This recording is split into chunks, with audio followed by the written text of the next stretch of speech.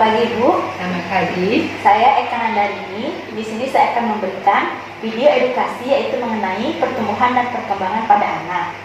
Baik, saya sudah berikan leafletnya. Di sini sudah dijelaskan. Baik, saya di sini juga akan menjelaskan. Yang pertama, apa itu anak? Anak merupakan aset bangsa bagi bangsa ini, di mana anak sebagai penerus bangsa bagi sebuah bangsa. Jadi, sebagai orang tua harus memantau pertumbuhan dan perkembangan pada anak. Selanjutnya, apa itu pertumbuhan? Pertumbuhan merupakan proses perubahan yang ditandai dengan bertambahnya ukuran fisik dan bentuk tubuh, di mana ini bisa diukur dengan pertumbuhan berat badan, tinggi badan, dan juga lingkar kepala. Selanjutnya, apa itu perkembangan? Perkembangan adalah bertambahnya fungsi alat tubuh yang berfungsi sebagai intelektual, emosi, dan juga kepribadian.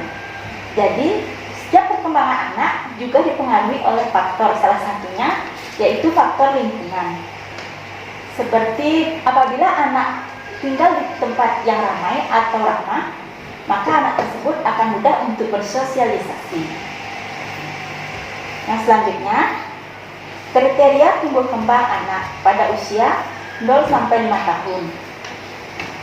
Yang dibahas pertama yaitu usia 0 sampai 1 bulan, di mana terjadi perkembangan dan pertumbuhan refleks kognitif, seperti halnya jika pada bayi anak kita disentuh pipinya, maka anak akan menoleh atau mengarah bibirnya ke sentuhan tersebut.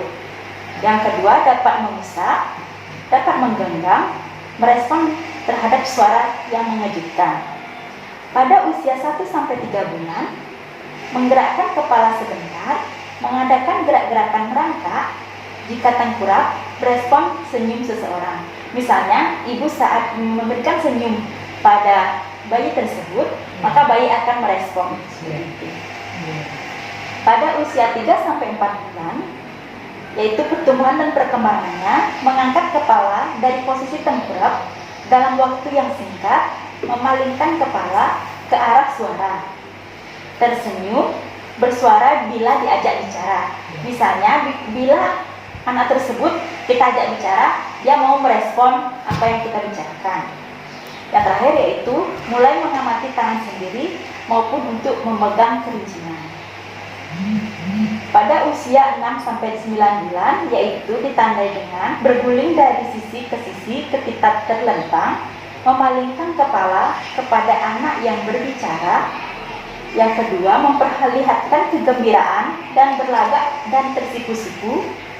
Yang keempat, bervokalisasi seperti suara-suara bergumam, yaitu da atau ma. Biasanya pada usia ini pasti anak misalnya kalau ditinggal pasti da seperti itu. Dan terakhir yaitu mulai memindahkan benda dari satu tangan ke tangan yang lainnya. Perubahan pada usia 9 sampai 10 bulan yaitu yang pertama, duduk dari posisi berbaring, kemudian berpindah dan merangkak. Yang kedua, mengenal dan menolong orang lain, meniru, berteriak, dan juga bisa memberikan perhatian. Yang keempat yaitu mengoceh juga, sama seperti umur 6 sampai 9 bulan.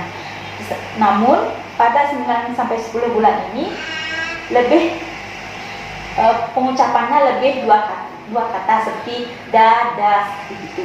Kalau pada umur 6 sampai 9 bulan kan baru da aja satu kata aja. Terus pada yang terakhir yaitu memungut benda di antara jari-jari dan ibu jari tangan. Anak mulai bermain gitu. Terus pada usia 1 tahun biasanya ditandai dengan perubahan merangkak dengan baik, menarik badan sendiri untuk berdiri, dan dapat berjalan. Apabila itu dibimbing oleh orang tua, itu bisa dilaksanakan. Yang kedua, menurut perintah sederhana, meniru orang dewasa dan memperlihatkan berbagai emosi. Misalnya seperti ibu tidak boleh anaknya bermain di sini, tapi anak tersebut melawan, kita merespon terhadap anak. Yang ketiga, pengucapan kata-kata tunggal. Yang kelima, memegang gelas itu untuk minum pada anak usia 1 sampai 5 tahun. berjalan tanpa ditopang, menaiki tangga atau peralatan rumah tangga seperti gusi. Disinilah pada umur 1 tahun ini anak mulai aktif untuk bermain dan telah menggunakan sekitar 22 kata yang dapat dimengerti. Misalnya di rumah ibu selalu mengajari anak bahasa-bahasa sehari-hari yang digunakan sehari-hari sepertinya. Dan yang terakhir yaitu mencoret-coret, membalik-balikkan halaman dengan balok-balok bangunan secara konsumsif. Misalnya ibu memberikan alat permainan seperti balok-balokan, anak tersebut sudah mampu untuk bermain. Pada usia 2 tahun ditandai dengan mampu berlari, memanjat, menaiki tangga, dan juga membuka pintu. Yang kedua, mulai bermain dengan anak-anak. Jadi pada umur 2 tahun ini anak sudah aktif bermain dengan teman-temannya seperti itu. Terus pada anak usia 3 tahun ditandai dengan berlari bebas, melompat, mengendarai sepeda. Tapi sepedanya tersebut roda 3 yang baru bisa belajarnya. Yang kedua, mengetahui nama dan jenis kelamin sendiri, dapat diberi pengertian, bermain secara konstruktif dan imitatif. Misalnya pada usia 23 tahun ini, saat bermain harus sesuai dengan perintah dari ibunya, misalnya diawasi oleh ibunya tersebut saat bermain. Ya, selalu mengawasi. Ya, tanpa dilepas tangannya kan. Yang keempat yaitu berbicara dengan kalimat-kalimat pendek, menggambarkan lingkaran dan menggambar gambaran yang dikenal. Pada anak 3 tahun ini dia mulai belajar tentang menggambar gambaran yang kecil, misalnya hanya bentuk-bentuk coretan di kertas seperti itu. Coret aja ya. Ya. Terus selanjutnya pada usia 4 sampai 5 tahun, di mana anak mengetahui huruf-huruf dan alfabet lebih banyak. Dan anak juga dapat menghitung 10 angka, bernyanyi dan juga berdendang. Pada usia anak 4 sampai 5 tahun biasanya sudah memasuki anak prasekolah kan, dan mengikuti PAUD seperti itu. TK kelas A ya. Mengikuti kelas TK kelas A ya. Baik, ibu, selanjutnya adapun cara-cara yang dilakukan pada anak untuk dapat tumbuh kembang yang optimal, yaitu diantaranya memberikan makanan yang bergizi, di mana makanan yang bergizi mengandung gizi yang penting untuk tubuh, sehingga tubuh untuk memenuhi kebutuhannya, untuk mencapai kebutuhan dalam tubuh pada anak tersebut. Sedangkan gizi merupakan faktor penting dalam pertumbuhan dan perkembangan fisik anak yang meliputi protein, karbohidrat, lemak, vitamin, dan juga mineral. Di mana fungsi dari sasat gizi tersebut yaitu sebagai sumber energi, sebagai pembangun tubuh, dan juga sebagai pengatur tubuh. Ibu udah tahu kan bagaimana jenis-jenis makanan sehat? Ya.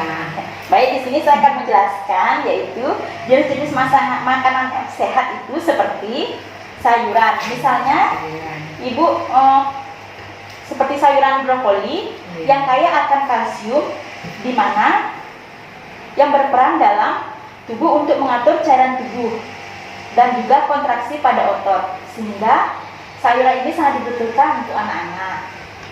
Yang kedua yaitu buah-buahan seperti apel, jeruk yang kaya akan vitamin C yang berfungsi untuk merawat kesehatan tulang dan gigi. Yang berikutnya, daging dan telur yang mengandung protein sebagai pembangun tubuh.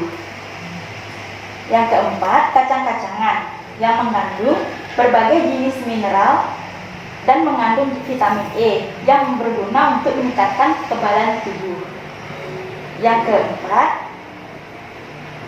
ikan, yaitu mengandung lemak omega 3 yang membantu meningkatkan kecerdasan anak, kemampuan anak dalam membaca, dan juga meningkatkan kolesterol yang baik pada anak tersebut.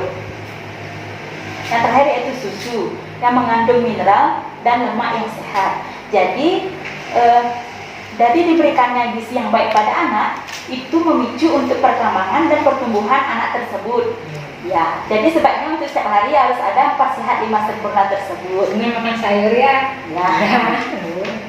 Yang kedua yaitu salah satunya yaitu selain makanan bergizi juga memberikan stimulus pada anak seperti mengajak mengobrol sehingga kita tahu respon anak tersebut apa yang kita bicarakan. Yang kedua sama juga dengan mengajarkan mengobrol yaitu dengan bercerita, di mana untuk melatih anak berbicara tersebut. Yang ketiga yaitu melakukan imunisasi tepat waktu. Apakah imunisasinya sudah lengkap, Bu? Sudah. Yang keempat yaitu memantau pertumbuhan anak seperti berat badan, tinggi badan, dan juga lingkar kepala yang secara teratur baik di posyandu maupun di bidan. Apakah sudah dilaksanakan? Biasanya di mana? Ke posyandu. Oh, ke posyandu. Oh iya. Terus yang kelima. Kadang di sekolah juga ditimbang setiap bulan. Oh, setiap bulannya timbang. Oh iya. Iya, itu lengkap dah ya. Posyandu ya. Terus yang kelima, berikan penanganan dini yang tepat pada saat anak sakit. Jika sakit bertambah, maka segera lapor atau hubungi tenaga medis terdekat. Biasanya kalau anaknya sakit, biasanya yang pertama dihubungi itu dokter atau yang bagaimana? Bidan. Oh, bidan. Kalau Dan di sini penanganan dekat. awal, Bidannya dekat. dekat rumahnya. Kalau biasanya penanganan awalnya itu di apotek beli atau gimana? Nah, ke diskop dulu di rumah. Oh, Kalau panas diskop di rumah, ya. baru bawa ke bidan. Oh gitu. Jadi penanganan awal dulu ya. Iya. Kalau nggak turun baru kita ke bidan. Bidan. Terus yang terakhir, menjaga kebersihan serta memberikan kasih sayang yang cukup pada anak. Jadi untuk pentingnya perkembangan anak dan mendapatkan makanannya sesuai dengan kebutuhan yang harus dipenuhi oleh anak. Jadi diharapkan untuk bagaimana yang cara-cara saya sudah berikan untuk pertumbuhan dan perkembangan anak. Jadi ibu sebaiknya lebih memantau dan lebih menjaga anak tersebut untuk pertumbuhan dan perkembangannya, di mana dengan itu akan membuat kemampuan intelijensinya lebih cepat seperti itu. Udah pinter. Oh iya. Baik Ibu, itu saja yang dapat saya sampaikan. Saya ucapkan terima kasih. Terima kasih. Ya.